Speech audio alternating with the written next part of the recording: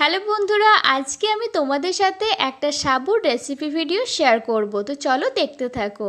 প্রথমে আমি সাবুটাকে কিছুক্ষণের জন্য জলের মধ্যে ভিজিয়ে রেখেছিলাম, তাই অনেকটাই ফুলে উঠেছে।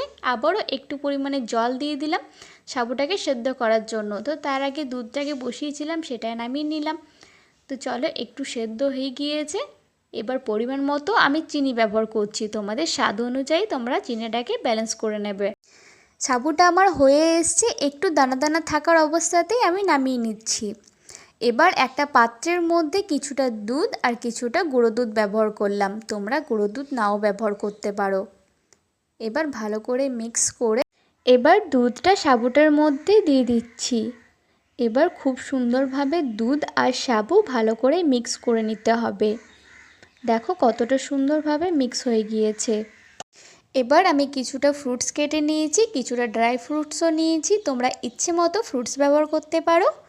এবার একটা পাত্রের মধ্যে আমি সাবুটাকে ঢেলে দিচ্ছি।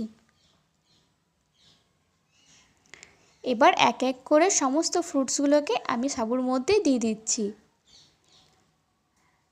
যে কোনো উপবয়সে তোমরা এটাকে খুব সহজেই বানিয়ে খেতে পারো। যারা সাবু খেতে পছন্দ করে না তারাও খুব মজা করে খাবে।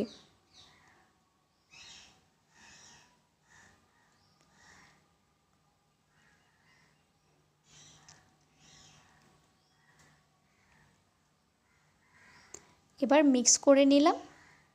চলো, আমাদের সাবুর রেসিপি তৈরি হয়ে গিয়েছে। আমি এখন খেতে থাকি আর তোমরা বাড়িতে ট্রাই করে আমাকে কমেন্টে জানিও তোমাদের কেমন লেগেছে।